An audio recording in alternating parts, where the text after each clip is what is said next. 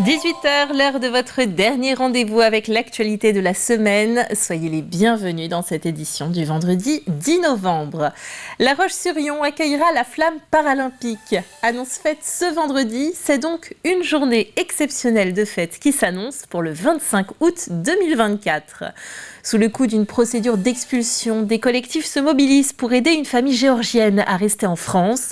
Un rassemblement était organisé mercredi à La Roche-sur-Yon. Enfin, un avant-goût de Noël en fin de journal avec les fameux coffrets cadeaux.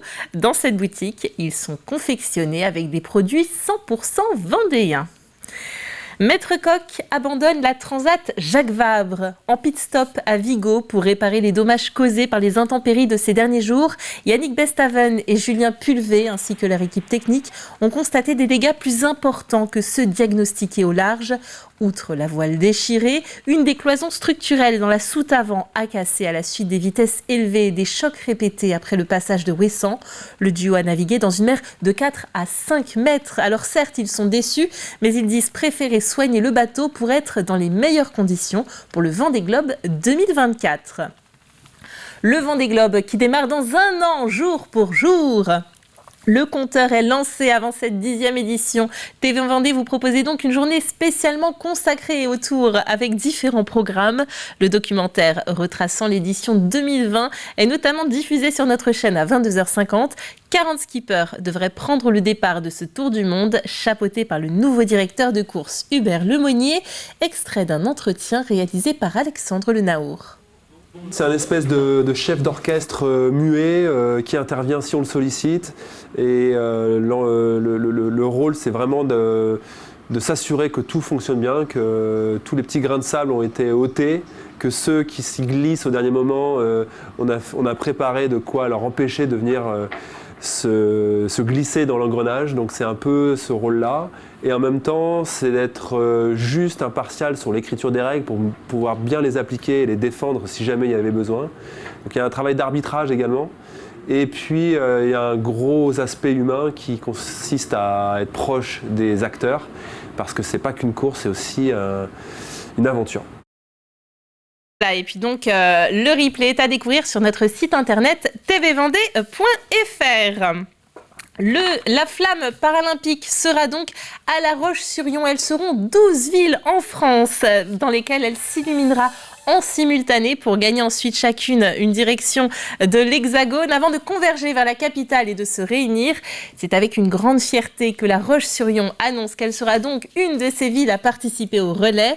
L'arrivée de la flamme dans la préfecture de Vendée interviendra le 25 août. Un parcours et des animations seront organisés. Les noms des porteurs de la flamme paralympique seront dévoilés en janvier 2024. Contrairement à la flamme olympique qui passera au Sable d'Olonne le 4 juin, la flamme paralympique ne coûte rien aux collectivités.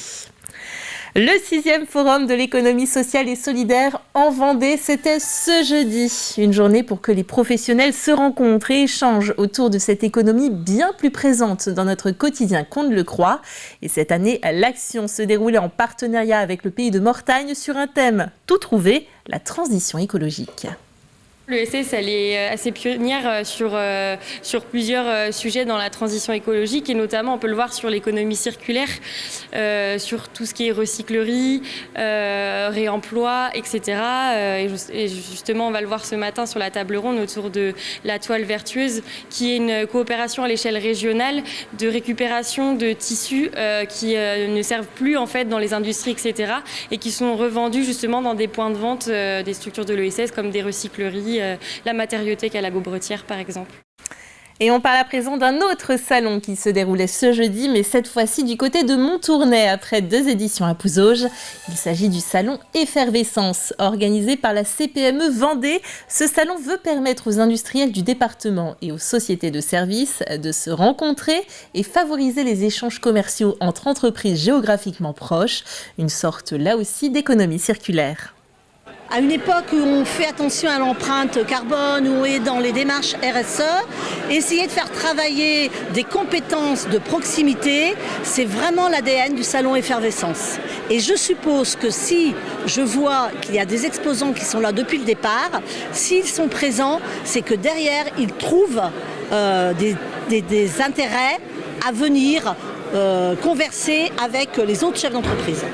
Deuxième évacuation à la bombe en moins d'une semaine pour le collège Paul Langevin des Sables-d'Olonne. Ce matin à 8h45, les 400 élèves de l'établissement et la totalité du personnel ont une nouvelle fois fait l'objet d'une opération d'évacuation, laissant le champ libre aux forces de l'ordre pour lever le doute sur l'éventuelle présence d'un objet explosif dans les locaux.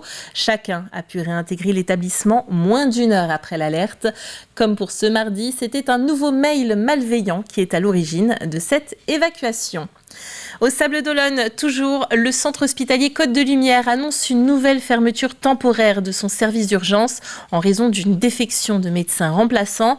Suspension effective dès ce soir 18h30 jusqu'au lendemain 8h30, ainsi que du samedi soir 18h30 jusqu'à dimanche 18h30.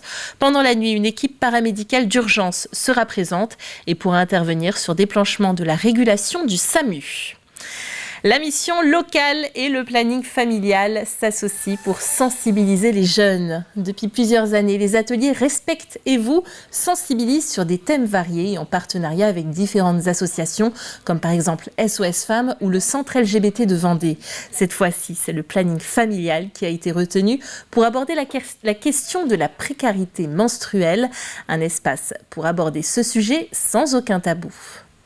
C'est un partenariat pour pouvoir échanger avec les jeunes sur tous les sujets au niveau de la précarité menstruelle, pour pouvoir parler de tout ce qui va être violence, les infections sexuellement transmissibles, tout ce qui est en lien avec la sexualité. Et ça leur laisse effectivement 2 heures pour pouvoir échanger ou entendre des informations d'autres personnes ou venant de moi sur ces sujets qui restent encore tabous et un peu gênant. Mon objectif, c'est de permettre en fait une certaine réflexion aux personnes sur tous ces sujets qui nous concernent et qui nous suivent tout au long de notre vie et d'avoir un regard qui change sur ça et se dire qu'effectivement c'est naturel et surtout on a la possibilité et c'est accessible de pouvoir en parler.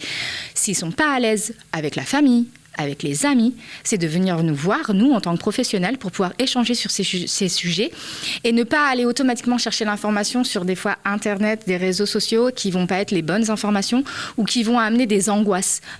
La Géorgie est un pays sûr, la famille ne peut donc se maintenir sur le territoire français. Tels sont les mots de la préfecture de la Vendée sur la situation de la famille Abessat Chedjuliri. Arrivés en France en janvier 2022, leurs multiples demandes d'asile ont toutes été rejetées. Installés dans un logement précaire, leurs 2 enfants sont scolarisés à La Roche-sur-Yon. Une situation qui a ému leurs professeurs. Réunis en collectif via le réseau Éducation sans frontières, ils ont organisé un rassemblement ce mercredi. La réponse de la préfecture, elle s'appuie sur une liste qui est établie des pays dangereux. Cette liste, elle évolue en fonction de l'actualité géopolitique. Donc un pays qui était dangereux à un moment peut devenir un peu moins dangereux parce qu'un autre est plus dangereux. Et puis le problème, c'est que la Géorgie, c'est peut-être un pays sûr pour vous et moi pour partir en vacances. Mais si certaines familles quittent la Géorgie, c'est parce qu'ils peuvent être victimes de mafia, de corruption. Je ne sais pas exactement pour quelles raisons ils ont fui. Mais en tout cas, ce qu'ils nous expliquent, c'est que leur retour au pays n'est pas possible. C'est trop dangereux pour eux.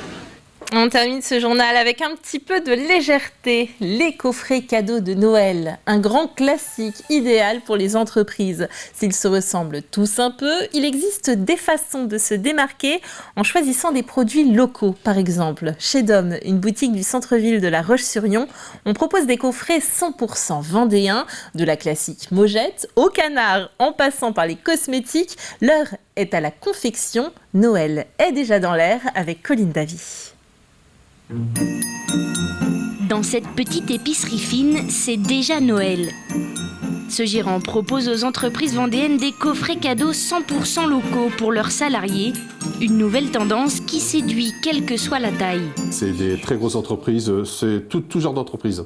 Je peux faire 10 coffrets, je peux faire 5 coffrets, je peux faire le petit artisan, le petit menuisier qui va offrir un coffret à ses salariés. On va me donner un budget et moi je vais leur faire des petites propositions et puis je leur envoie et j'ai le retour et puis si c'est ok, et puis je prépare les coffrets. Comme là c'est un devis, donc on m'a demandé une petite bouteille d'alcool et puis il y a du sucré salé, il y a une méthode traditionnelle traditionnel, donc ça va le faire. Une idée originale qui lui demande rigueur et organisation. Il travaille avec 45 artisans producteurs, pas d'industriels et de grosses quantités, ce qui implique de s'y prendre à l'avance. J'ai des petits producteurs, je sais qu'ils ne sont pas capables de me faire 350 coffrets en si peu de temps. Parce qu'après, il y a une deuxième commande qui va arriver, une troisième commande. Donc je fais attention à ça. Et après, quand le producteur, comme une confiture de pommes de tatin, par exemple, 350, eh bien, si j'ai une deuxième commande qui va arriver bientôt, peut-être de plus de 400 coffrets, eh bien, je ne lui redemanderai pas la pomme de tatin. J'essaie toujours d'avoir maintenant un temps d'avance, de préparer ces fêtes-là toujours un temps d'avance. Comme ça, je suis pas surpris, et les producteurs aussi. Et comme tout est personnalisé, cela permet une certaine adaptabilité. Exemple. C'est une association qui m'a demandé de leur faire une poche avec à peu près 4-5 produits avec un petit budget. Mais surtout, la spécificité, c'était que les produits ne soient pas durs à croquer parce que c'est pour des anciens. Donc, je leur ai proposé la confiture, le petit sablé maritime qui est très aéré à l'intérieur, donc très, très facile à croquer. Si les bons cadeaux prennent de plus en plus de place dans les idées cadeaux pour les salariés, les coffrets personnalisés gardent la cote. Une quinzaine d'entreprises ont déjà passé commande ici. Ainsi s'achève ce dernier journal de la semaine. Retour de l'actualité lundi à partir de 7h. D'ici là, passez un bon week-end et à bientôt.